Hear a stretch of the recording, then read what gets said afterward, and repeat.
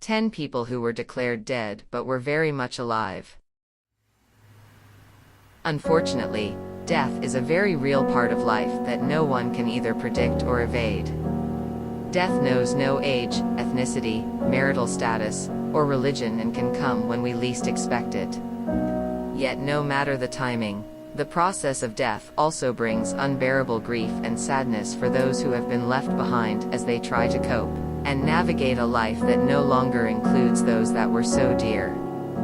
However, imagine being awake and hearing strange sounds coming from inside the coffin, or being told that a loved one has passed, only to see them later exhibit clear signs of life.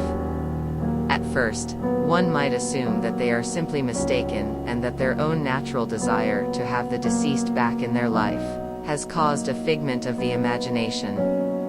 Now imagine that what you saw or heard was no mistake at all on your part, but rather a declaration of death that was made in error. This list includes unfortunate but very real situations of a similar nature. Here are 10 people who were declared dead but were still very much alive. Number 10. Sammy Burko. On January 7, 2023, 16-year-old Sammy Burko of Missouri City, Texas, went with a group of friends to a local rock climbing gym. However, after reaching the top and ringing the bell, Burko became completely limp. He was slowly lowered to the ground and given CPR until first responders arrived on the scene. Burko was then taken to a local hospital, where doctors tirelessly continued performing CPR. Unfortunately, after 2 hours of unsuccessful attempts, Burko was pronounced dead. Burko's parents, Jen and Craig, were left to say their goodbyes to their son, but just 5 short minutes later, something amazing happened. Burko began moving. The attending physician initially believed the movement to be nothing more than a reflex, but when Jen noticed Burko's carotid artery move, Craig began shouting about Burko's heartbeat and rushed to get help from the medical staff. The staff wasted no time in getting to Burko, and thankfully, they were able to stabilize him. Burko suffered an ischemic spine injury due to being lowered from the rock wall and short-term memory loss due to a lack of oxygen to his brain. He also had paralysis from the waist down. It was later discovered that Burko had a rare genetic condition called catecholaminergic polymorphic ventricular tachycardia, CPTV, an inherited cardiac condition that causes abnormal heart arrhythmias during exercise or periods of strong emotion, when adrenaline levels are high. It can also cause the heart to stop beating if left untreated. Testing revealed that Burko's mother has the same genetic condition as did his younger brother Frankie, who died in 2020 after suffering from seizures. Burko later underwent a procedure called a sympathectomy and was placed on medication that will reduce the likelihood of an adrenaline rush causing cardiac arrest in the future. Number 9. Thomas Maxwell.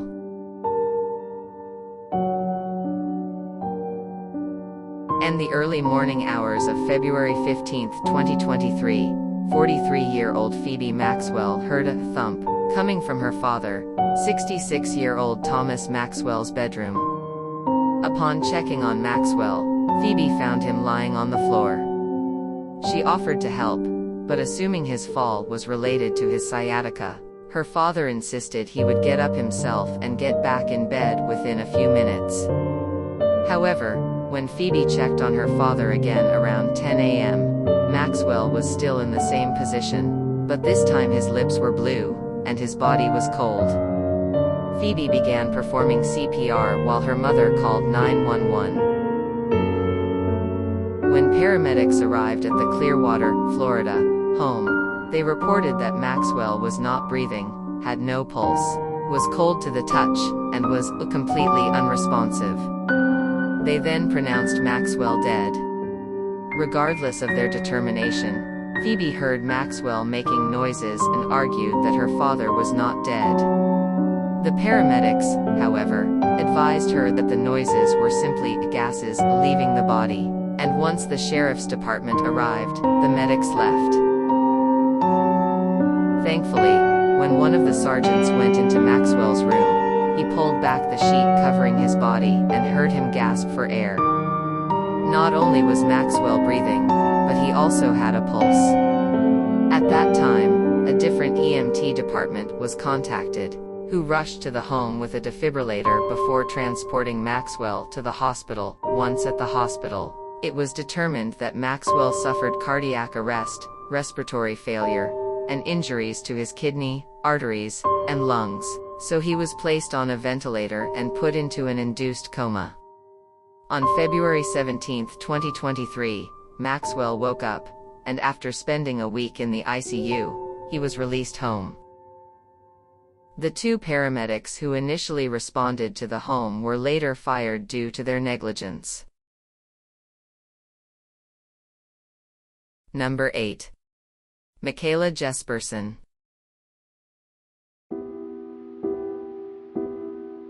On November 7, 2003, 20-month-old Michaela Jesperson slipped out the sliding glass door and into the backyard of her home in Fullerton, California, where the pool was after her mother briefly left the living room to wake her 4-year-old sister. Unfortunately, Jesperson's mother later found her face down in the pool. In an attempt to save Jesperson, her mother jumped in the pool, pulled her out, and called 911. When police officers arrived on scene, they performed CPR, as did the paramedics who later arrived. From there, Jesperson was taken to a local hospital. Emergency room doctors continued to attempt resuscitation efforts using CPR, breathing tubes, and a heated blanket.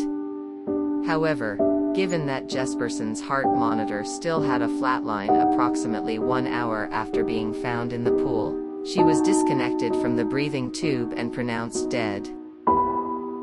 40 minutes later, as detectives began photographing her body and making notes, they noticed Jesperson's chest moving. The detectives initially believed the spasms were simply part of the natural process of releasing gas.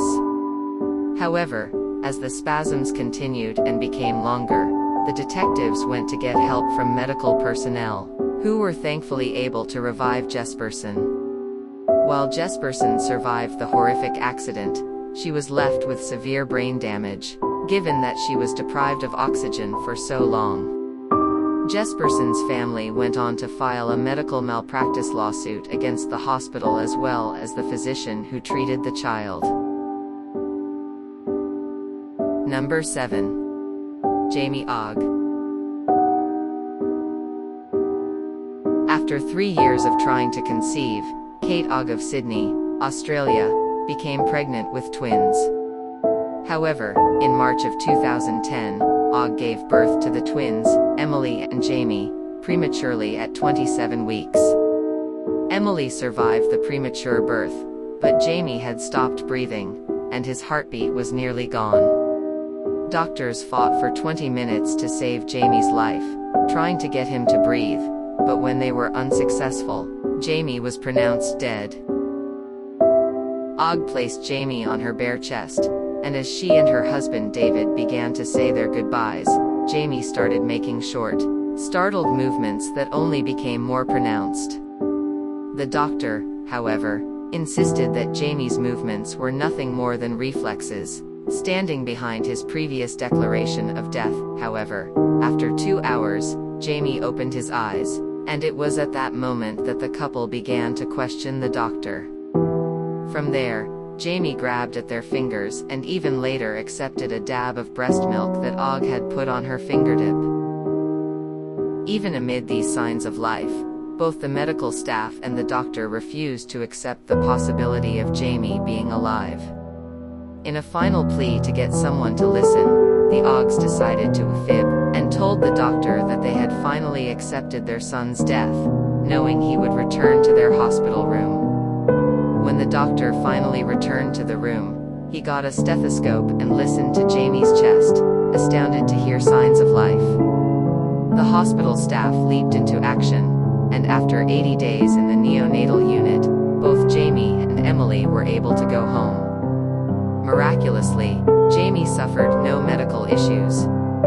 The Oggs credit the practice of kangaroo care, holding your baby skin to skin and generating warmth, for saving Jamie's life. Number 6. Tony Yalhay.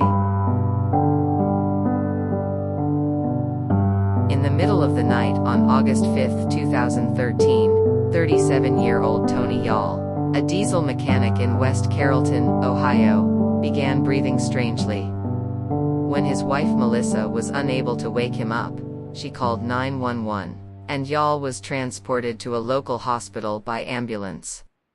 Unfortunately, Yall's heart went into a fatal arrhythmia, and after medical personnel attempted to stimulate his heart for 45 minutes without success, Yall was declared dead. A cardiologist called the time of death and advised Yall's family to say their goodbyes. However, it was at that moment that Yall's son Lawrence pointed at his father and said, "Dad, you're not going to die today." As Lawrence prepared to return to his family's side, Yall began showing signs of life, and his heartbeat returned, all just moments before his body was set to go to the morgue. Yall was then taken by helicopter to another hospital, where he spent 5 days in a coma before fully awakening. Doctors were unable to pinpoint what exactly caused Yall's heart to stop, as they found no heart defects. Yall was released from the hospital on August 15, 2013, without any further complications. Number 5. Torianto Jr. Brinson. On September 26, 2021, 15-year-old Torianto Jr. Brinson was involved in a car accident in Missouri City, Texas, and was ejected out of the car window. When emergency responders arrived on the scene, Brinson wasn't breathing or moving and was unresponsive. Brinson was taken to a local hospital by life flight but was later pronounced dead. However, Brinson's mother, 39-year-old Lakeisha Wells, refused to accept the tragic news of her son's death and began praying for him. As Wells held Brinson's hand and prayed, she saw him move, and that bit of activity was enough to allow him to be taken into surgery. Brinson suffered severe brain damage as a result of the accident and underwent a total of 4 brain surgeries, spent 21 days in a coma, and several months in a semi-coma before being transferred to a rehabilitation facility. There, he had to learn to do the most basic tasks all over again, such as how to brush his teeth, take a bath, and even eat. Less than 1 year later, the teenager who was once deemed dead was recovering well, excelling in school, and even playing on his high school basketball team. Number 4. Hamdi Hafez Al-Nubi.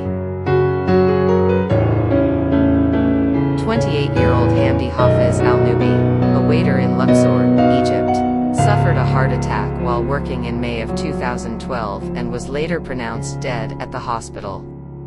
On May 11, 2012, his family took him home to prepare his body for burial. This process, known as ghusl mayit, is part of Islamic tradition and is carried out by family members of the same sex.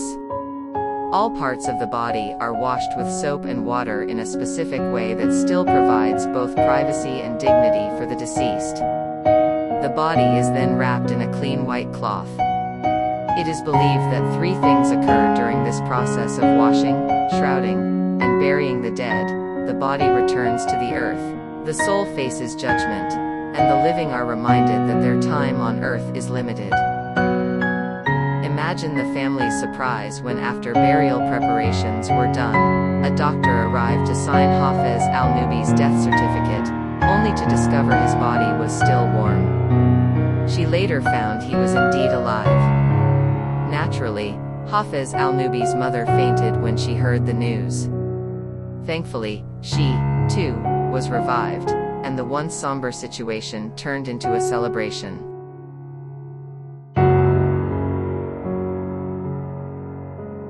Number 3. Bella Montoya.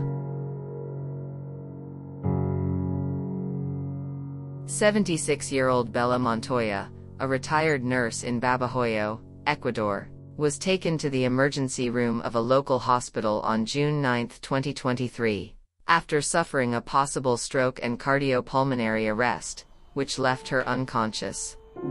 Unfortunately, Montoya did not respond to resuscitation efforts and was declared dead a few hours later. Montoya was transported to a funeral home the same day, and her family prepared to hold a wake in her honor later that day. However, to the shock of those in attendance, approximately 5 hours into the wake, they began hearing strange sounds coming from inside Montoya's coffin. When the casket was opened, Montoya was found inside, wrapped in sheets, breathing heavily, and very much alive. Naturally, Montoya's family rushed her back to the hospital, where she was intubated and placed in intensive care. It is believed that when Montoya experienced cardiorespiratory arrest, she also began suffering from catalepsy, a trance-like state which causes a loss of voluntary motion, muscle rigidity, sensitivity to pain, and slowed breathing. Unfortunately, this mistaken set of symptoms may also have led to Montoya being declared dead. The Health Ministry has launched an investigation into the doctors who treated Montoya, and a technical committee has also been formed to review the hospital's process of issuing death certificates.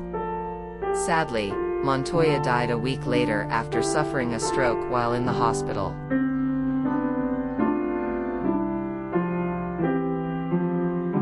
Number 2. Gonzalo Montoya Jimenez. 29-year-old Gonzalo Montoya Jimenez had been sentenced to 2.5 years for robbery, and was serving his sentence at the Villabona Penitentiary Center in Asturias, Spain. Jimenez failed to present himself for the daily head count on January 7, 2018, and was later found unconscious, in a chair inside his cell with no signs of life.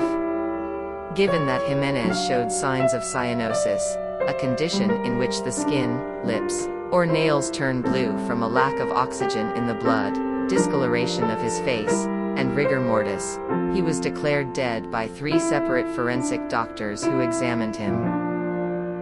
However, it wasn't until 4 hours later, when Jimenez was on the slab at the morgue with his body already marked for the autopsy, that he began to snore, alerting the pathologist that he was indeed alive.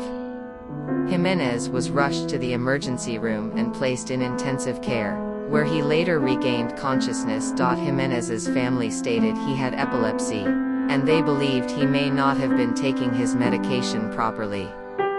While Jimenez's epilepsy could have led to catalepsy, which would have put him in a trance-like state.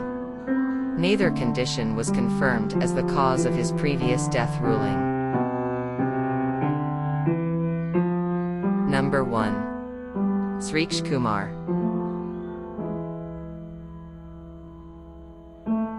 On November 18, 2021, 40-year-old Sriksha Kumar was hit by a speeding motorbike in Moradabad, Uttar Pradesh, India, and suffered an internal head injury.